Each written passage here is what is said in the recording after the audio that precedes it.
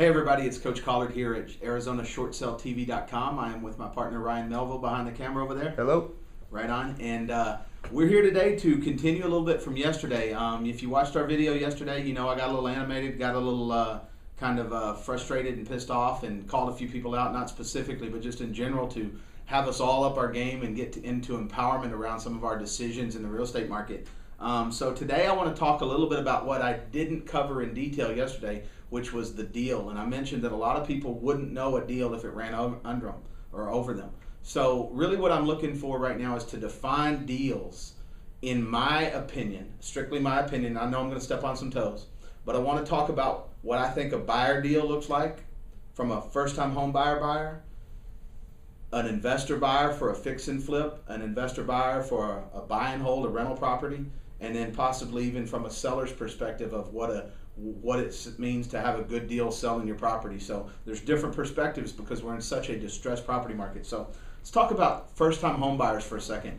I want to clear out one of the old philosophies that was happening during the real estate boom, or what everybody calls the bubble. There was a lot of buyers that were buying properties thinking that it was their investment property and it was the property they were going to live in. Now I understand that a lot of people made a lot of money on their owner-occupied properties. But in this market, in the distressed property market, you're not looking for appreciation in your first-time home purchase. You're looking for the house you're going to live in. So there's an investor conversation that's more around numbers and what the property is going to do in the future. And then there's a, hey, I need a home conversation. Or do I like this and can I live here conversation? So I'm going to let you guys know that we're huge proponents of educating our buyers, especially first-time home buyers, around get the property that meets your personal needs and falls within your budget. Don't worry about whether it's going to double in value in the next 10 years or that type of thing. I'm not saying you can't have that conversation, but they're kind of diametrically opposed when you're thinking investment and property I'm going to live in. It doesn't really fit well together, especially in the distressed property market. Hope you guys understand that. Let me shift a little bit to an investor conversation now and talk about fix and flips. The danger, or let's call it the opportunity with fix and flips right now, is to buy at a discount, enough of a discount where you can still fix the property up, turn around and sell it, and not lose money because we're kind of in a flat or possibly depreciating double dip market. Now I'm not just projecting that out that that's going to happen, but I feel it will happen. So with a fix and flip, the strategy is strictly from an investment standpoint. The strategy you need from that investment standpoint as a fix and flip is we've got to have a stronger or more significant discount today when we purchase so that we're ahead of any kind of depreciation that catches up with us. You've also got to start marketing the property immediately. You've got to be ready to get it fixed up immediately, and then you've got to, get it out there, get it marketed, and be ready to sell pretty much immediately. Your margins, generally speaking, are going to be slimmer than in a normal fix and flip market because the prices are devaluating. Does that make sense? I hope y'all catch that. So let's shift to an investor that's going to buy and hold a property for a rental property. Now this is big. This was something I ran into personally. I was aware of it, but I just ignored it and got caught up into the frenzy just like everybody else did. A true investor invests for one thing and one thing only. And if you're not sure of how this does, you can check out some of Robert Kiyosaki's stuff. Kiyosaki talks about the fact that a true investor invests for cash flow and cash flow only, not for appreciation. Investors that invest for appreciation are speculators. And it sounds cool, but it's no different than going Vegas, putting your money on the table and hoping that you're going to land on the right thing. You're basically speculating and gambling with your money. True investing says I'm going to put money down, or if you buy with no money down, that's fine. You buy at a discount. And then the cash flow from the rental property is going to carry you. That's going to give you a return on investment over time.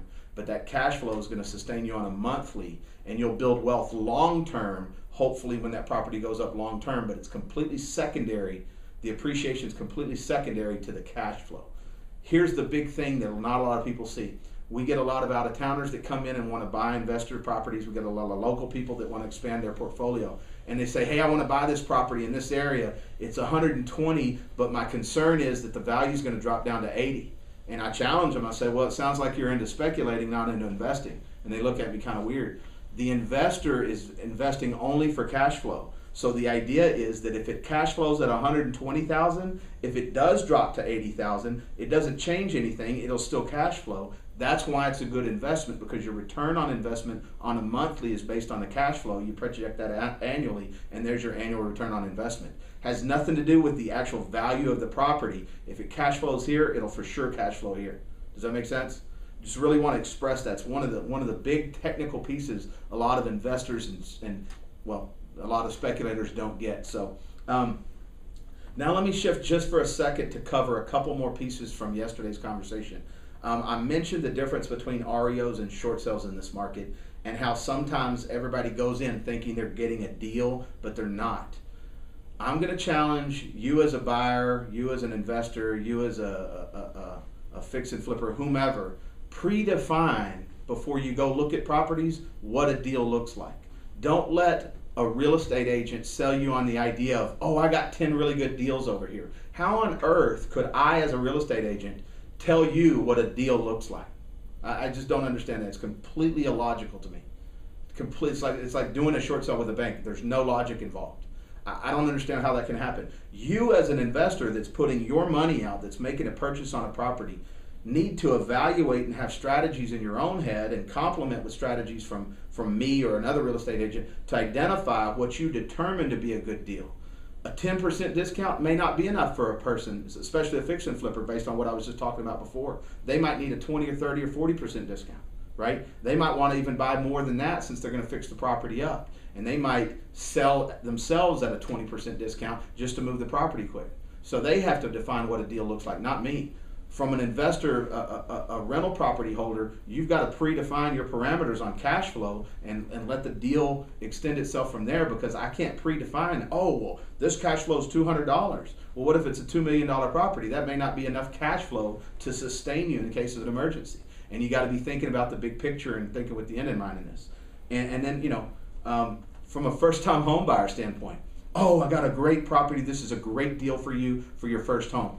Great deal, please qualify that. In fact, don't qualify it. Let the homeowner, or you if you're the homeowner or the potential buyer, you define what good deal means to you. You know what, it's pretty, I like it, it fits my needs, this is a great deal for me and my family. Versus, hey, I bought it at a 20% discount, but the pool pump doesn't work and I'm gonna have issues with it every 6 days.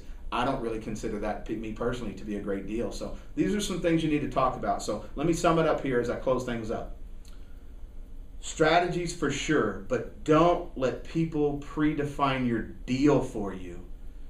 And understand that there's a different philosophy, or what we call mindset, for buyers, first-time home buyers or owner-occupied buyers. There's a different mindset for fix and flip investors. There's a different mindset for rental property investors, which is really cash flow based.